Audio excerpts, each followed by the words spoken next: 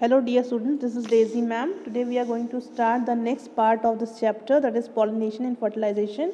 And in this chapter we are going to learn about the pollination by birds and animals. Then we will also discuss about the steps taking place in the fertilization. So let's start.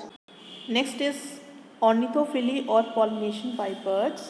तो जब pollination birds के through होता है तो उस pollination को हम बोलते हैं ऑर्निथोफिली और पॉलिनेशन बाय बर्ड्स। तो बहुत सारी छोटी छोटी जो बर्ड्स होती हैं वो बेसिकली इसमें इस पॉलिनेशन में के प्रोसेस में इन्वॉल्व रहती हैं या हेल्प करती हैं। Example sun birds, humming birds, honey eaters, ये जो बर्ड्स हैं ये बहुत छोटी छोटी बर्ड्स होती हैं जो कि पॉलिनेशन का प्रोसेस कंडक्ट करती हैं फ्लावर्स में। इनकी जो बीक होती है वो बहुत लंबी होती है ताकि ये ईजिली बाहर से ही फ्लावर्स के अंदर से नेक्टर को ले सके। और जो बड़ी बड़ी साइज़ की जो बर्ड्स होती हैं जैसे कि माइना, पैरट, बुलबुल, क्रो, ये भी फ्लावर को पॉलिनेट करती हैं बाय विजिटिंग देम। उनके पास जाकर विजिट करके ये पॉलिनेशन का प्रोसेस कंडक्ट करती हैं। क्या फीचर्स होने चाहिए पॉलिनेटेड फ्लावर्स के? तो यहाँ पे हम देखेंगे कि फ्लावर्स जनरली ऑरेंज या रेड कलर के होते हैं क्योंकि बर्ड्स जो हैं वो इन कलर्स के लिए बहुत ज़्यादा सेंसिटिव होती हैं। जहाँ उनको ये रेड और ऑरेंज कलर के फ्लावर्स दिखते हैं ज़्यादातर ये उन्हीं फ्लावर्स को विजिट करती हैं। देन ये जो फ्लावर्स होते हैं ये बहुत सारा नेक्टर प्रोड्यूस करते हैं ताकि ज़्यादा से ज़्यादा बर्ड्स यहाँ पर आ सकें। फ्लावर्स के अंदर कोई भी सेंट नहीं होती है क्योंकि बर्ड्स के अंदर सेंस ऑफ स्मेल नहीं होता है, उनको इससे कोई फ़र्क नहीं पड़ता है। उनकी बॉडी में सेंस ऑफ स्मेल नहीं होने की वजह से अगर उनके अंदर सेंट हो भी फ्लावर्स में तो बर्ड्स को कोई फ़र्क नहीं पड़ता। इसलिए क्योंकि इसकी रिक्वायरमेंट नहीं होती है इसीलिए जो फ्लावर्स बर्ड के थ्रू पॉलिनेट होते हैं उनमें सेंट नहीं होती है। Example bignonia, honeysuckle, bottle brush, agave bombax, जिसको रेड सिल्क कॉटन भी बोला जाता है, ये सारे जो फ्लावर्स हैं इनको बर्ड्स पॉलिनेट करती हैं। तो यहाँ पे आप एग्जाम्पल देख सकते हैं, ये हम्बिंग बर्ड का एग्जाम्पल है। ये आप देख सकते हैं इसकी बीक बहुत लंबी है और ये फ्लावर से नेक्टर को सक कर रही है। साथ ही साथ ये अब जब नेक्स्ट फ्लावर में जाके सकिंग करेगी तो ये पॉलिनेशन के प्रोसेस को कंडक्ट करेगी। ठीक है। Then next type of pollination is pollination by animals. जब एनिमल्स के थ्रू फ्लावर्स में पॉलिनेशन होता है तो उसको बोला जाता है जूफिली, राइट। जूफिली और पॉलिनेशन बाय एनिमल्स। तो इसमें हम एग्जांपल देखेंगे रेफ्लिसिया। रेफ्लिसिया फ्लावर को एलिफेंट्स जो हैं वो पॉलिनेट करते हैं और ये फ्लावर म्यांमार और इंडोनेशिया में पाया जाता है। ये फ्लावर्स जो होते हैं वो ग्राउंड पर ही रहते हैं और इनमें जो पॉलेंस प्रोड्यूस होते हैं वो एलिफेंट के फीट में चिपक जाते हैं और जब यही एलिफेंट दूसरे फ्लावर को विजिट करता है तो वहाँ पे स्टिग्मा पे ये जो पॉलेंस हैं वो जाके स्टिक हो जाते हैं और पॉलिनेशन का प्रोसेस कंडक्ट हो जाता है। तो रेफ्लिसिया में पर्टिकुलरली एलिफेंट ही रेफ्लिसिया को पॉलिनेट करता है और कुछ अदर मैमल्स भी हैं जो कि पॉलिनेशन में हेल्प करते हैं, जिसमें एग्जाम्पल दिया हुआ है बैट, स्क्विरल्स, ये भी एक्ट करते हैं as a agent of pollination. Now we will see differences between wind pollinated and insects pollinated flowers. तो इन दोनों में क्या क्या differences होते हैं वो हम लोग यहाँ पे देखेंगे। Point number 1, wind pollinated flowers unisexual होते हैं, यानी कि उनमें एक ही सेक्सुअल पार्ट होगा, या तो फीमेल होंगे या फिर वो मेल होंगे। ये फ्लावर्स डल होते हैं और इसमें सेंट और नेक्टर नहीं होता है क्योंकि ये विंड पॉलिनेटेड फ्लावर्स हैं तो इनमें नेक्टर और सेंट की ज़रूरत नहीं पड़ती है। Insects pollinated flower brightly coloured होते हैं और ये नेक्टर और सेंट प्रोड्यूस करते हैं ताकि ये पॉलिनेशन के लिए इंसेक्ट्स को अट्रैक्ट कर सके। सेकेंड पॉइंट देखेंगे, एंथर्स जो हैं उनके फिलामेंट बहुत लंबे होते हैं और वो एयर की तरफ एक्सपोज रहते हैं ताकि ज़्यादा से ज़्यादा वो एयर के कांटेक्ट में रहें फिलामेंट और ईजिली जो पॉलन ग्रेन्स हैं वो ट्रैवल कर सके। इंसेक्ट्स पॉलिनेटेड में जो एंथर्स होते हैं, फ्लावर्स में जो एंथर्स होते हैं उनकी फिलामेंट छोटी होती है क्योंकि इसमें इस तरह का कोई रिक्वायरमेंट नहीं है। थर्ड पॉइंट देखेंगे, पॉलन ग्रेन्स छोटे होते हैं, लाइट होते हैं, स्मूथ होते हैं और बहुत ज़्यादा क्वांटिटी में प्रोड्यूस होते हैं। लाइट इसलिए होते हैं, छोटे इसलिए होते हैं ताकि ये ईजिली हवा के साथ बह सकें, उड़ सके और ज़्यादा क्वांटिटी में इससे प्रोड्यूस होते हैं ताकि ये वेस्ट नहीं, क्योंकि जब ये विंड से पॉलिनेशन होता है तो कई बार ये बहुत क्वांटिटी में वेस्ट भी हो जाते हैं, तो इसलिए इनका जो प्रोडक्शन होता है बहुत ज़्यादा होता है। इंसेक्ट्स पॉलिनेटेड फ्लावर के अंदर पॉलन ग्रेन्स यूजुअली बड़े होते हैं, स्टिकी और स्पाइनी होते हैं। स्टिकी और स्पाइनी इसलिए होते हैं ताकि जब इंसेक्ट्स इन पे विजिट करता है तो उसकी बॉडी पे ये चिपक जाते हैं, ताकि जब नेक्स्ट फ्लावर पे वो इंसेक्ट्स जाएगा तो पॉलिनेशन का प्रोसेस वो ईजिली वहाँ पे हो सके। विंड पॉलिनेटेड फ्लावर्स का जो स्टिग्मा होता है वो बड़ा होता है और फीदरी होता है, वेरएज इंसेक्ट्स पॉलिनेटेड फ्लावर का स्टिग्मा स्टिकी होता है, फ्लैट होता है, नॉब लाइक होता है, यानी कि जो टिप पर है वो राउंडेड रहता है और कोरोला के बिल्कुल अंदर की साइड में ये लोकेटेड होता है। विंड पॉलिनेटेड फ्लावर्स के स्टेमेंस लंबे होते हैं और ये पीटल्स से थोड़ा ऊपर की तरफ होते हैं, जैसे कि एग्जाम्पल में मेज, ग्रास और वीट है। इंसेक्ट्स पॉलिनेटेड फ्लावर में स्टेमेंस छोटे होते हैं और कोरोला ट्यूब के अंदर ही ये लोकेटेड होते हैं, जैसे कि चाइना रोज, पीस, सनफ्लावर और साल्विया इसके एग्जाम्पल हैं। तो ये आपके डिफरेंसेस हो गए। Now next is reproductive bodies. इसमें हम बेसिकली पॉलन ग्रेन्स और ओव्यूल के बारे में पढ़ेंगे कि पॉलन ग्रेन्स का क्या स्ट्रक्चर होता है, ओव्यूल का क्या स्ट्रक्चर होता है और किस तरह से आगे स्टेप में हम पढ़ेंगे कि फर्टिलाइजेशन इसमें कैसे होता है। तो first we will see pollen grains कैसे होते हैं। तो पॉलन ग्रेन्स का जो शेप होता है वो स्पेरिकल टू ओवल होता है, ठीक है। स्पेरिकल भी हो सकता है, ओवल स्ट्रक्चर भी हो सकता है। तो we will see the diagram here. यहाँ पे आप डायग्राम देख सकते हैं। ये पॉलन ग्रेन की जर्मिनेशन स्टेजेस दी हुई है, लेकिन पहले हम इसका स्ट्रक्चर देखेंगे। तो स्ट्रक्चर में आप देखिए ये ओवल शेप्ड आपको दिखाई दे रहा होगा। दिस इज स्पेरिकल और ओवल शेप्ड स्ट्रक्चर और इसके ऊपर दो कवरिंग्स होती हैं, ठीक है, यानी कि पॉलन ग्रेन्स की दो कवरिंग होती हैं। ऊपर की जो कवरिंग होती है उसको एक्साइन बोलते हैं, आप यहाँ पे देख सकते हैं, this is exine.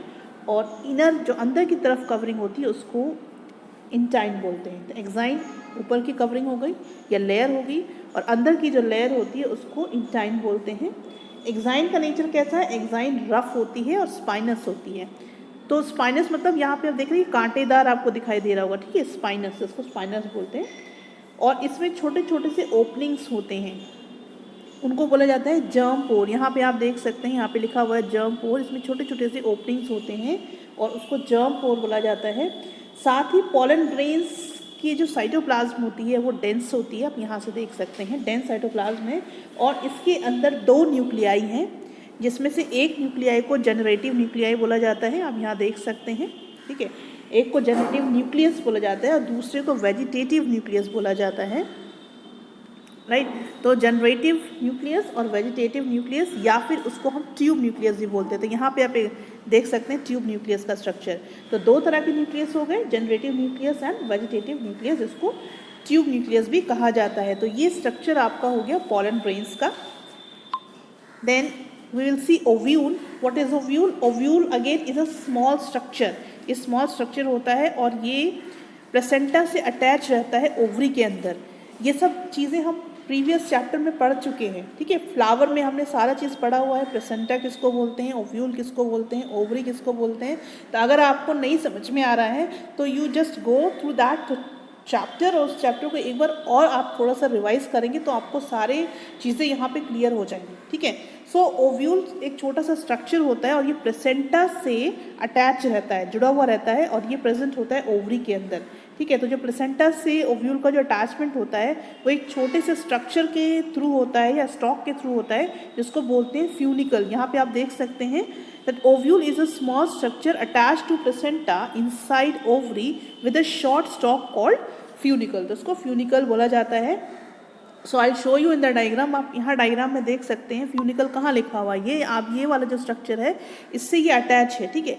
So this is known as a funicle. तो यहाँ फ्यूनिकल प्रेजेंट है और ये ओव्यूल जो है ये जब फर्टिलाइजेशन के बाद डेवलप होता है तो ये सीड में चेंज हो जाता है, ठीक है। ओव्यूल से सीड बनते हैं और हर ओव्यूल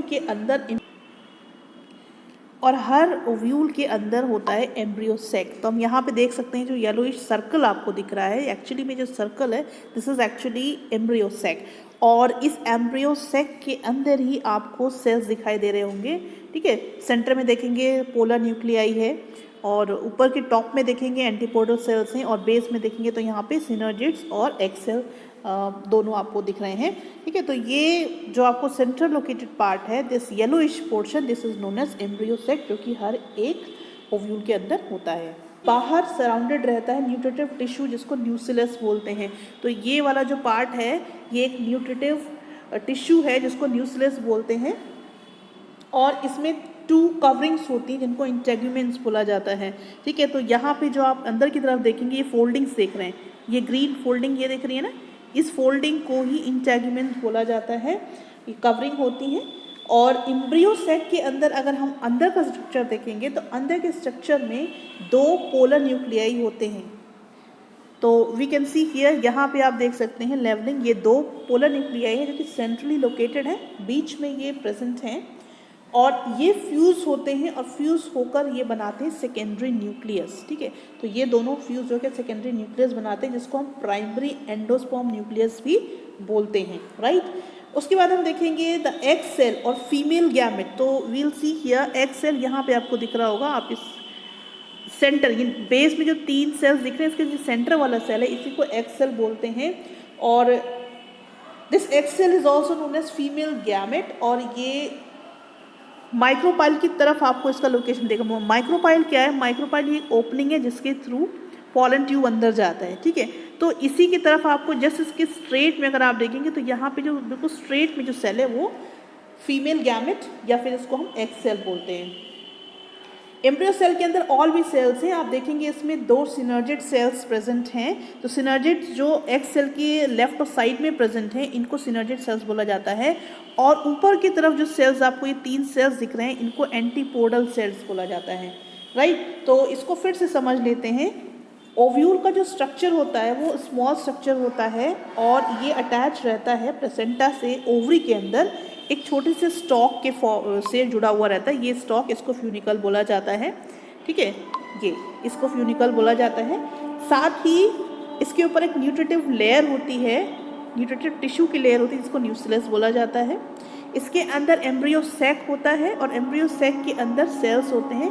एम्ब्रियो सैक के बिल्कुल सेंट्रली लोकेटेड देखेंगे तो वहाँ पे 2 न्यूक्लियस हैं जिनको पोलर न्यूक्लियाई बोला जाता है, और जब ये फ्यूज होते हैं तब ये सेकेंडरी न्यूक्लियस या फिर प्राइमरी एंडोस्पर्म न्यूक्लियस बनाते हैं।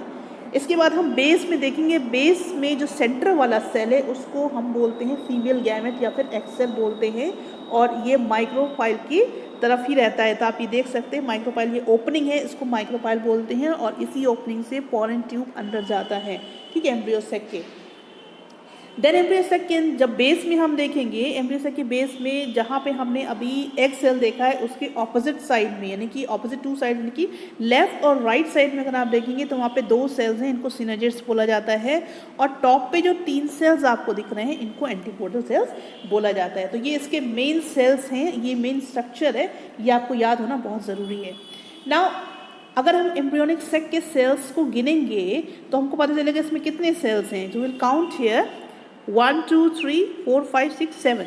ठीक है, 7 सेल्स होते हैं, जिसमें से 3 सेल्स जो है वो माइक्रोपाइलर एंड, यानी कि बेस की जो 3 सेल्स हैं वो माइक्रोपाइलर एंड की तरफ हैं।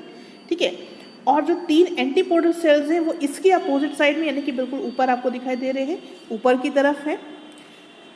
3 माइक्रोपाइलर एंड पे जो सेल्स हैं वो 2 सिनर्जिड्स और सेंटर वाला एग सेल कहलाता है, जो मैं आपको ऑलरेडी बता चुकी हूँ, और एक लार्ज सेंट्रल सेल है जहाँ पे 2 न्यूक्लियाई प्रेजेंट है जिनको हम बोल रहे हैं पोलर न्यूक्लियाई। तो ये इसका कंप्लीट स्ट्रक्चर है। इस स्ट्रक्चर को आपको बहुत अच्छे से लर्न करना है, इसका डायग्राम बहुत अच्छे से आपको लर्न करना है, क्योंकि ये बहुत इंपॉर्टेंट डायग्राम भी है, और इसमें आगे जितने भी प्रोसेस आएंगे, फर्टिलाइजेशन के डिफरेंट स्टेप्स आएंगे, वो सब बहुत इंपॉर्टेंट है। तो इसको बहुत केयरफुली आपको लर्न करना है और देखना है कि इसमें क्या कैसे प्रोसेस आगे कंडक्ट हो रहा है। The process in which 2 male nuclei separately fuse with different female nuclei in the embryo sac to form 2 different structures, that is zygote and endosperm, is called double fertilization. तो क्या process है इसमें 2 mail nuclei अलग अलग female nuclei से fuse करते हैं embryo sac के अंदर ही, और ये 2 डिफरेंट स्ट्रक्चर्स बनाते हैं जिनको जाइगोट और एंडोस्पर्म बोला जाता है, और इस पूरे प्रोसेस को डबल फर्टिलाइजेशन बोलते हैं, क्योंकि इसमें आप देख रहे हैं कि 2 मेल गैमेट हैं और वो 2 अलग अलग फीमेल न्यूक्लियाई से फ्यूज़ कर रहे हैं, तो 2 फर्टिलाइजेशन हो रहे हैं। ठीक है, एक जाइगोट फॉर्म हो रहा है फर्टिलाइजेशन से और दूसरे फर्टिलाइजेशन से एंडोस्पर्म फॉर्म हो रहा है, तो इसीलिए इसको बोला जाता है डबल फर्टिलाइजेशन। सेकेंड देखेंगे हम, the fusion of second male gamete. अब एक मेल गैमेट का फ्यूजन तो यहाँ पर हो गया, ठीक है। अब हम यहाँ देखेंगे the fusion of second male gamete with already fuse polar nuclei. ठीक है, अभी हमने फर्स्ट पॉइंट में जब देखा था कि फर्स्ट मेल गैमेट जो है वो जाइगोट बना रहा है, सेकंड मेल गैमेट जो बना रहा है वो एंडोस्पर्म बना रहा है, तो यहाँ पे हम उसी सेकंड गैमेट की बात कर रहे हैं कि सेकंड गैमेट जो है ये किसके साथ फ्यूज़ कर रहा है, ये ऑलरेडी फ्यूज्ड पोलर न्यूक्लियाई के साथ जाके कंबाइन कर रहा है या जाके फ्यूज़ कर रहा है। तो इसीलिए इसको क्या बोला गया, ट्रिपल फ्यूजन। ट्रिपल फ्यूजन इसलिए बोला गया क्योंकि एक न्यूक्लियाई तो ऑलरेडी मेल गैमेट के अंदर है और दो न्यूक्लियाई पोलर न्यूक्लियाई है, तो जब हम इनको कंबाइन करेंगे तो कितने न्यूक्लियस हो गए, 3 न्यूक्लियस हो गए, तो इसको हम क्या बोलेंगे, ट्रिपल फ्यूजन बोलेंगे। So because it involves the fusion of 3 nuclei and produce a triploid endosperm. तो यहाँ पे आपको ये दोनों चीज़ें समझ में आ गई होंगी कि डबल फर्टिलाइजेशन में क्या हो रहा है और ट्रिपल फ्यूजन में क्या हो रहा है। डबल फर्टिलाइजेशन में 2 फर्टिलाइजेशन हो रहे हैं, एक से जाइगोट फॉर्म हो रहा है जो कि ट्रू फर्टिलाइजेशन है और दूसरे से एंडोस्पर्म फॉर्म हो रहा है जो कि स्यूडो फर्टिलाइजेशन है, यानी कि फॉल्स फर्टिलाइजेशन है। सेकेंड पॉइंट में हम देख रहे हैं ट्रिपल फ्यूजन हो रहा है। ट्रिपल फ्यूजन इसलिए हो रहा है क्योंकि मेल गैमेट फ्यूज़ कर रहा है सेकेंडरी न्यूक्लियस से जो कि already polar nuclei fuse form में है, उसी को हम सेकेंडरी न्यूक्लियस बोल रहे हैं। और इसमें एक गैमेट जो है वो एक न्यूक्लियस मेल गैमेट का है और 2 न्यूक्लियस पोलर बॉडीज़ के हैं जिनको हम सेकेंडरी न्यूक्लियस बोल रहे हैं या फिर पोलर न्यूक्लियाई बोल रहे हैं। तो यहाँ पे 3 न्यूक्लियस का फ्यूजन हो रहा है, इसलिए इसको ट्रिपल फ्यूजन बोल रहे हैं। तो यहाँ पे हम दोनों में डिफ्रेंसिएशन बहुत आसानी से देख सकते हैं। तो ये आपका टॉपिक कंप्लीट हो गया है डबल फर्टिलाइजेशन और ट्रिपल फ्यूजन फर्टिलाइजेशन का। दिस टाइम वेजिटेटिव और ट्यूब न्यूक्लियस डीजनरेट, जैसे जैसे ये ट्यूब आप ओवरी की तरफ बढ़ रहा है वैसे वैसे इसके अंदर जो ट्यूब न्यूक्लियस है वो डीजनरेट हो जाएगा और जो जनरेटिव न्यूक्लियस है उससे 2 मेल गैमेट्स का फॉर्मेशन हो जाएगा। राइट, तो ये फर्स्ट स्टेप इसका कंप्लीट हो गया। Then second step will see, second step is entry of pollen tube into the embryo सेक।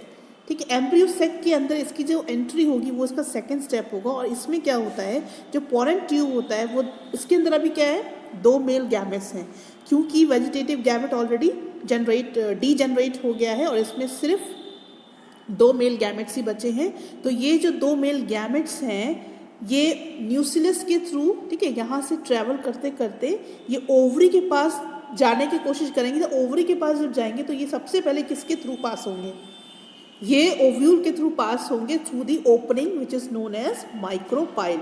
ये ठीक है, ये माइक्रोपाइल ओपनिंग है और ये जो ट्यूब जा रहा है पोलन ट्यूब, ये इसी माइक्रोपाइल ओपनिंग के थ्रू ओव्यूल के थ्रू पास होगा और ये ओवरी में इसका एंट्रेंस हो जाएगा। राइट, तो इसका जो यहाँ से जो इसका पाथ चल रहा है, ठीक है, ये स्टाइल के एरिया से ये जो मूव कर रहा है और मूव करने के बाद में ये माइक्रोपाइलर एंड से ओव्यूल के अंदर जाएगा और ओव्यूल के अंदर से ये एम्ब्रियो सेक के अंदर इसकी एंट्री होगी।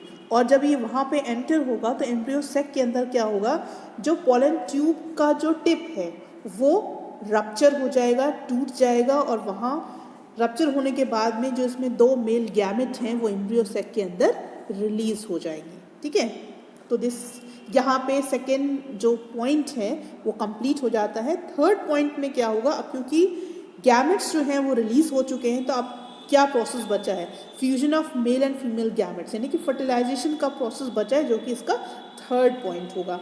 सो यहाँ पे क्या होगा, जो 2 मेल गैमेट्स हैं इसमें से एक मेल गैमेट फ्यूज हो जाएगा एग के साथ, एग सेल के साथ, जो यहाँ पे सेंट्रली लोकेटेड एग सेल है उसके साथ में फ्यूज हो जाएगा और फ्यूज होने के बाद में वो जाइगोट फॉर्म करेगा और जाइगोट लेटर ऑन एम्ब्रियो में डेवलप हो जाएगा। तो ये प्रोसेस तो फर्टिलाइजेशन का यहाँ पे अकर हो गया। नाउ अब नेक्स्ट हम इसमें पढ़ेंगे, next term which you are going to learn here is double fertilization and triple fertilization. अब ये double fertilization and triple fertilization का मतलब यहाँ पे क्या है कि फ्लावरिंग प्लांट में जो फर्टिलाइजेशन का प्रोसेस होता है उसमें 2 इवेंट्स होते हैं। ठीक है, तो उन इवेंट्स को हम यहाँ पढ़ेंगे जब मेल गैमेट फीमेल गैमेट के साथ यानी कि एग सेल के साथ जब फ्यूज़ होता है एक तो वो फर्टिलाइजेशन होता है, दूसरा ये होता है कि जो देखिए 2 मेल गैमेट थे, एक मेल गैमेट फीमेल गैमेट के साथ फ्यूज़ हो गया, फर्टिलाइजेशन हो गया। दूसरा जो मेल गैमेट बचा है वो फ्यूज़ करता है सेकेंडरी न्यूक्लियस के साथ, यानी कि जो पोलर बॉडीज़, जो सेंट्रली लोकेटेड न्यूक्लियस मैंने आपको बताया था, पोलर न्यूक्लियस, ठीक है, उसके साथ में जाके ये फ्यूज़ करते हैं और ओव्यूल के अंदर ही ये प्रेजेंट है सब कुछ, और ये बनाते हैं ट्राइपोलाइड एंडोस्पर्म न्यूक्लियस, ठीक है, ट्राइपोलाइड एंडोस्पर्म न्यूक्लियस। क्योंकि इसमें अब कितने न्यूक्लियस हो जाएंगे, एक तो मेल गैमेट के अंदर न्यूक्लियस है और जो 2 अंदर पोलर न्यूक्लियाई है उसमें भी 2 न्यूक्लियस है, तो मिला के कितने हो गए, ट्राइपोलाइड एंडोस्पर्म न्यूक्लियस, ठीक है। तो ट्राई हो गया क्योंकि इसमें 3 न्यूक्लियस हो गए। The process in which 2 male nuclei separately fuse with different female nuclei in the embryo sac to form 2 different structures, that is zygote and endosperm, is called double fertilization. तो क्या process है इसमें? इसमें 2 mail nuclei अलग अलग female nuclei से fuse करते हैं एम्ब्रियो सैक के अंदर ही, और ये 2 डिफरेंट स्ट्रक्चर्स बनाते हैं जिनको जाइगोट और एंडोस्पर्म बोला जाता है, और इस पूरे प्रोसेस को डबल फर्टिलाइजेशन बोलते हैं। क्योंकि इसमें आप देख रहे हैं कि 2 मेल गैमेट हैं और वो 2 अलग अलग फीमेल न्यूक्लियाई से फ्यूज़ कर रहे हैं, तो 2 फर्टिलाइजेशन हो रहे हैं, ठीक है। एक जाइगोट फॉर्म हो रहा है फर्टिलाइजेशन से और दूसरे फर्टिलाइजेशन से एंडोस्पर्म फॉर्म हो रहा है, तो इसीलिए इसको बोला जाता है डबल फर्टिलाइजेशन। सेकेंड देखेंगे हम, the fusion of second male gamete. अब एक मेल गैमेट का फ्यूजन तो यहाँ पर हो गया, ठीक है। अब हम यहाँ देखेंगे the fusion of second male gamete with already fuse polar nuclei, ठीक है। अभी हमने फर्स्ट पॉइंट में जब देखा था कि फर्स्ट मेल गैमेट जो है वो जाइगोट बना रहा है, सेकेंड मेल गैमेट जो बना रहा है वो एंडोस्पर्म बना रहा है, तो यहाँ पे हम उसी सेकेंड गैमेट की बात कर रहे हैं कि सेकेंड गैमेट जो है ये किसके साथ फ्यूज़ कर रहा है, ये ऑलरेडी फ्यूज्ड पोलर न्यूक्लियाई के साथ जाके कंबाइन कर रहा है या जाके फ्यूज़ कर रहा है, तो इसीलिए इसको क्या बोला गया, ट्रिपल फ्यूजन। ट्रिपल फ्यूजन इसलिए बोला गया क्योंकि एक न्यूक्लियाई तो ऑलरेडी मेल गैमेट के अंदर है और 2 न्यूक्लियाई पोलर न्यूक्लियाई है, तो जब हम इनको कंबाइन करेंगे तो कितने न्यूक्लियस हो गए, 3 न्यूक्लियस हो गए, तो इसको हम क्या बोलेंगे, ट्रिपल फ्यूजन बोलेंगे। So because it involves the fusion of 3 nuclei and produce a triploid endosperm. तो यहाँ पे आपको ये दोनों चीज़ें समझ में आ गई होंगी कि डबल फर्टिलाइजेशन में क्या हो रहा है और ट्रिपल फ्यूजन में क्या हो रहा है। डबल फर्टिलाइजेशन में 2 फर्टिलाइजेशन हो रहे हैं, एक से जाइगोट फॉर्म हो रहा है जो कि ट्रू फर्टिलाइजेशन है, और दूसरे से एंडोस्पर्म फॉर्म हो रहा है जो कि स्यूडो फर्टिलाइजेशन है, यानी कि फॉल्स फर्टिलाइजेशन है। सेकेंड पॉइंट में हम देख रहे हैं ट्रिपल फ्यूजन हो रहा है। ट्रिपल फ्यूजन इसलिए हो रहा है क्योंकि मेल गैमेट फ्यूज़ कर रहा है सेकेंडरी न्यूक्लियस से जो कि already polar nuclei fuse form में है, उसी को हम सेकेंडरी न्यूक्लियस बोल रहे हैं। और इसमें एक गैमेट जो है वो एक न्यूक्लियस मेल गैमेट का है और 2 न्यूक्लियस पोलर बॉडीज़ के हैं जिनको हम सेकेंडरी न्यूक्लियस बोल रहे हैं या फिर पोलर न्यूक्लियाई बोल रहे हैं। तो यहाँ पे 3 न्यूक्लियस का फ्यूजन हो रहा है, इसलिए इसको ट्रिपल फ्यूजन बोल रहे हैं। तो यहाँ पे हम दोनों में डिफ्रेंसिएशन बहुत आसानी से देख सकते हैं। Next we will see fate of floral parts after fertilization, यानी कि फर्टिलाइजेशन का प्रोसेस होने के बाद में जो फ्लोरल पार्ट्स होते हैं, यानी कि फ्लावर में जो कैलिक्स है, कोरोला है, पीटल्स हैं, स्टेमेंस हैं, इनका क्या होता है। तो यहाँ पे हम देखेंगे कैलिक्स में आइदर फॉल और remain attached in shrivelled form as in guava and apple, यानी कि जो कैलिक्स होता है, कैलिक्स कौन सा पार्ट है, ग्रीनिश पार्ट जो होता है, तो या तो वो गिर जाता है फर्टिलाइजेशन के बाद या फिर वो अटैच रहता है, फ्रूट के साथ अटैच रहेगा लेकिन वो थोड़ा सा ड्राई हो जाता है, ठीक है, ड्राई फॉर्म में रहता है या थोड़ा सा सिकुड़ जाता है, इस तरह से वो फ्रूट के साथ ही अटैच रहता है। Next petals, stamens, style and stigma, ये सारे के सारे झड़ जाते हैं फर्टिलाइजेशन के बाद। ओवरी चेंज हो जाती है फ्रूट में और ओव्यूल्स जो होते हैं वो चेंज हो जाते हैं सीड्स में and remain attach to the placenta. ये ओव्यूल्स सीड्स में कन्वर्ट होने के बाद पहले भी ये प्लेसेंटा में ही अटैच है और बाद में भी ये प्लेसेंटा में ही अटैच रहते हैं। बस ये है कि ओवरी चेंज हो जाती है फ्रूट में और ओव्यूल्स चेंज हो जाते हैं सीड्स में और ओव्यूल्स जो है वो प्लेसेंटा में अटैच ही रहते हैं फर्टिलाइजेशन के बाद भी। तो ये चेंजेस यहाँ पे आपको देखने को मिलेंगे। Now we will see about the fruit. Fruit को हम कैसे डिफाइन करेंगे? Fruit may be defined as a mature ripened ovary. जब ओवरी पूरी तरह से मैच्योर हो जाती है तब उसको फ्रूट कहा जाता है. ठीक है, सो इसकी डेफिनेशन हो गई, fruit is defined as a matured ripened ovary.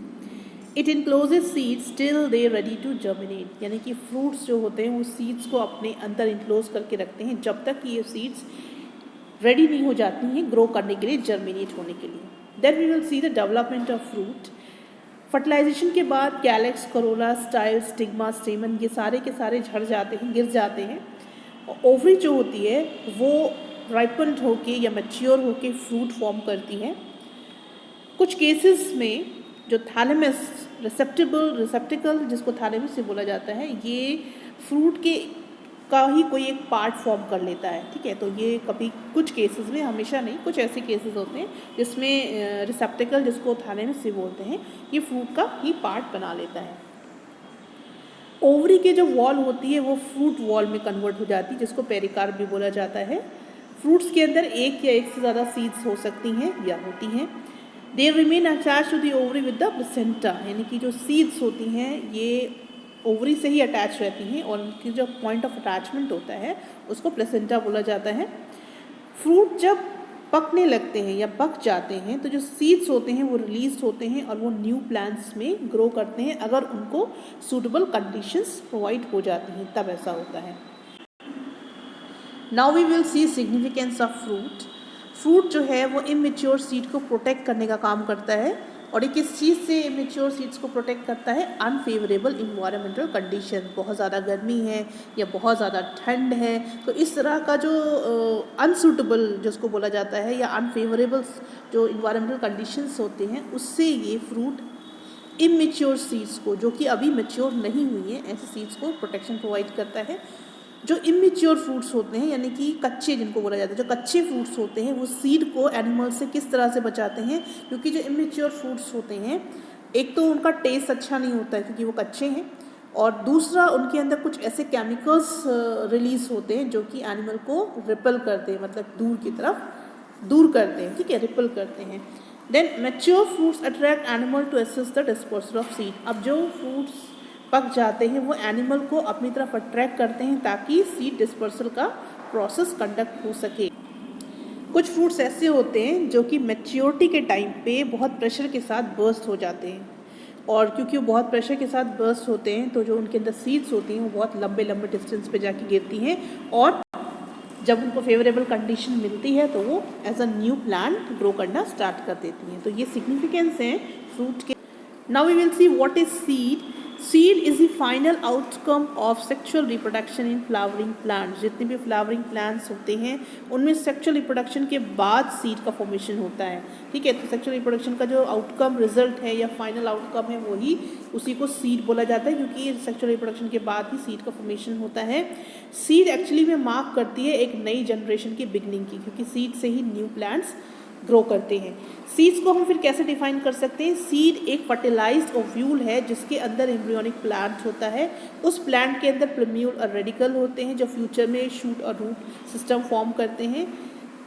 Seed के अंदर स्टोर्ड फूड मटेरियल होता है जो कि डेवलपिंग एम्ब्रियो में यूज़ किया जाता है, और प्रोटेक्टिव कोट होता है जो एम्ब्रियोनिक प्लांट को बाहर के इन्वायरमेंट से प्रोटेक्शन प्रोवाइड करता है. So how can we define seed? Seed can be defined as a fertilized ovule that possesses an embryonic plant having plumule and radicle, stored food and protective coat. So this is the important points of seed. Now we will see seed formation. कैसे seed formation होता है? Zygote repeatedly divide करके embryo form करता है, और embryo के जो parts हैं, एम्ब्रियो के अंदर रूट लाइक रेडिकल और स्टेम लाइक प्लम्यूल होता है, और दो से ज़्यादा उसमें लीफ लाइक स्ट्रक्चर होते हैं जिनको कॉटलिडन्स बोला जाता है. या तो एक होगा या फिर दो होंगे. अगर एक कॉटलिडन होता है तो उसको मोनोकॉटलिडनस सीड बोलते हैं, अगर दो हैं तो उसको डाइकॉटलिडनस सीड बोलते हैं. तो प्राइमरी एंडोस्पर्म न्यूक्लियस जो है वो बार बार डिवाइड होता है, रिपीटेड डिवीजन के बाद में एंडोस्पर्म फॉर्म कर लेता है. ओव्यूल्स कन्वर्ट हो जाते हैं सीड्स में, और सीड्स के बाहर जो सीड कोट का फॉर्मेशन होता है वो इंटेगमेंट्स से होता है, जो कि बाहर की तरफ मैंने आपको ओव्यूल के स्ट्रक्चर में दिखाया था कि उसमें इंटेगमेंट्स बने होते हैं। ये इंटेगमेंट्स जो हैं वो लेटर ऑन सीड कोट बनाते हैं, जिससे कि इस एम्ब्रियोनिक प्लांट को प्रोटेक्शन मिलता है। एंडोस्पर्म जो है वो सिर्फ एंडोस्पर्मिक सीड्स के अंदर ही होता है। नॉन एंडोस्पर्मिक सीड्स के अंदर जो डेवलपिंग एम्ब्रियो है वो इस एंडोस्पर्म को पूरी तरह से अब्जॉर्ब कर लेता है और इसमें जो फूड मटेरियल होता है वो कॉटिलिडन में स्टोर होता है। तो इस तरह से सीड का फॉर्मेशन होता है। पहले जाइगोट डिवाइड होता है, एम्ब्रियो बनाता है। एम्ब्रियो के अंदर जो पार्ट्स होते हैं, रूट लाइक रेडिकल्स और स्टेम लाइक प्रिम्यूल होता है। एक या दो कॉटिलिडन्स हो सकती हैं। लीफ लाइक स्ट्रक्चर जिनको कॉटिलिडन्स बोला जाता है। प्राइमरी एंडोस्पर्म का जो न्यूक्लियस होता है वो डिवाइड होकर एंडोस्पर्म बना लेता है। ओव्यूल चेंज हो जाता है सीड्स में, और सीड्स के बाहर की जो लेयर होती है जिसको हम सीड कोट बोलते हैं वो इंटेगुमेंट से बनती है। एंडोस्पर्मिक सीड्स के अंदर ही परसिस्ट करता है, लेकिन कुछ ऐसी सीड्स होती हैं जिसमें एंडोस्पर्म प्रेजेंट नहीं होता है, क्योंकि इस एंडोस्पर्म को एम्ब्रियो डेवलपिंग पीरियड में एब्जॉर्ब कर लेती है। और इस तरह के सीड्स में जो फूड मटेरियल स्टोर होता है वो कॉटिलिडन्स के अंदर होता है।